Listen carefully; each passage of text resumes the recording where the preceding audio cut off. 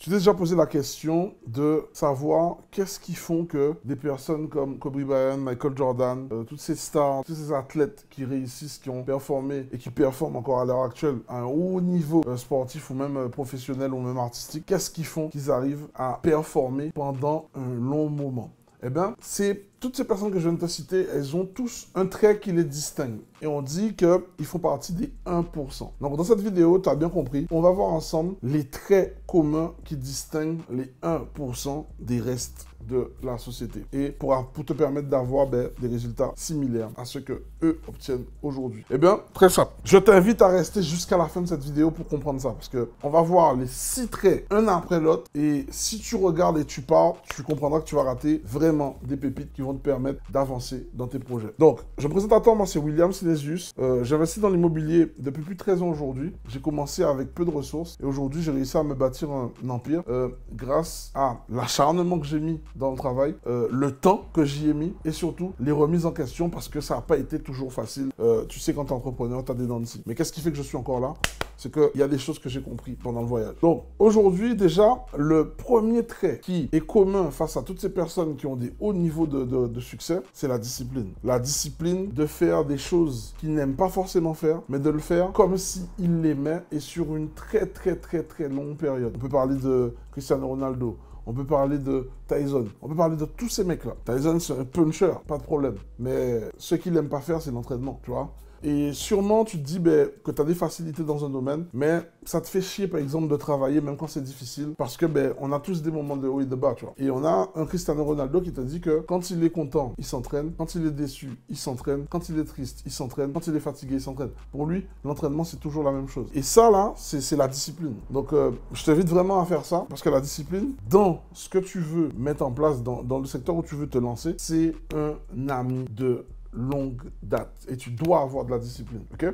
Ensuite, le deuxième trait, c'est la résilience. La résilience, ça va pas être tous les jours facile. Ça, je te le dis, ça va pas être tous les jours facile. Tu vas avoir des moments de haut, tu vas avoir des moments de bas, tu vas avoir des attaques, tu vas avoir des personnes qui vont pas te comprendre. Et peu importe ce qui va se passer, tu dois être résilient. Tu dois tenir, ne pas lâcher le navire parce qu'il y a une tempête. Tu dois tenir le navire jusqu'à ce que le soleil revienne. Ça, c'est un trait qu'on retrouve souvent chez les personnes qui font partie des 1%. Le troisième trait, c'est la vision long terme. La vision long terme, c'est ce qui va te permettre justement de continuer à faire ce que tu fais, peu importe que ce soit difficile. C'est ce qui va te permettre de voir si tu es sur le bon chemin. Parce que la vision long terme, c'est les choses que tu vas appliquer aujourd'hui et qui vont prendre effet dans 5 ans, dans 3 ans, ou même dans 10 ans. Ça, il te faut une vision long terme. Si tu as une vision court-termiste, à la moindre difficulté, tu lâches. Le quatrième trait, l'autodiscipline financière. Toutes ces personnes-là, à un moment donné, tu sais que quand tu appliques déjà les 3 premières choses, c'est évident qu'à un moment, ça commence à marcher pour toi. Parce que c'est des choses que tu dois faire en même temps, mais une après l'autre. Et que tu dois conserver jusqu'à ce qu'ils marchent tous en même temps pour toi, tu vois. Et c'est comme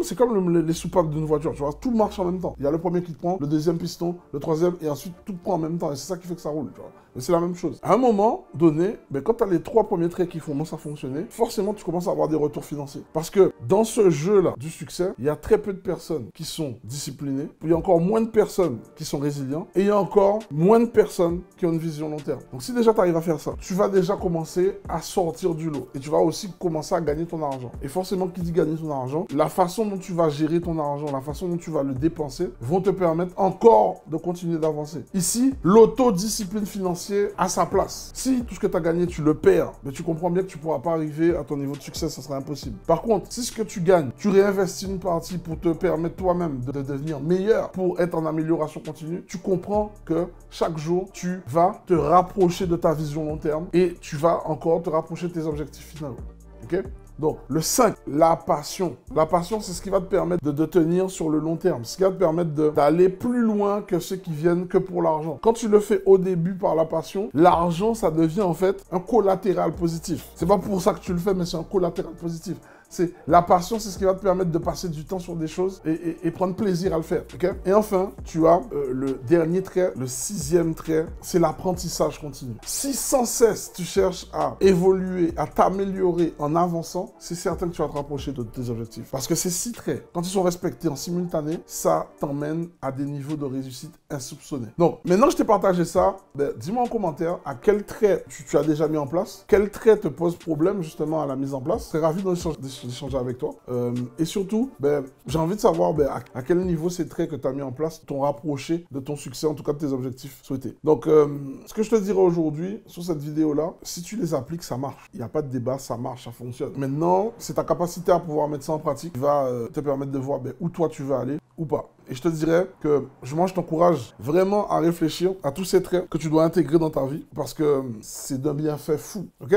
Donc, merci à tous d'avoir regardé cette vidéo. Si vous avez trouvé des conseils utiles par rapport à ce que je vous ai dit dans cette vidéo, n'oubliez pas de me faire des petites remarques qui me permettront aussi de m'améliorer. C'est comme ça qu'on avance, amélioration continue. Partagez cette vidéo, abonnez-vous si ce n'est pas déjà fait. Et vous pouvez également consulter le lien dans la description pour accéder aux ressources supplémentaires qui vous permettront de développer ces traits dans vos vies. N'oubliez pas, le succès, il est à portée de main. Il suffit de s'engager pour y arriver. Et je vous dis tous, à très bientôt.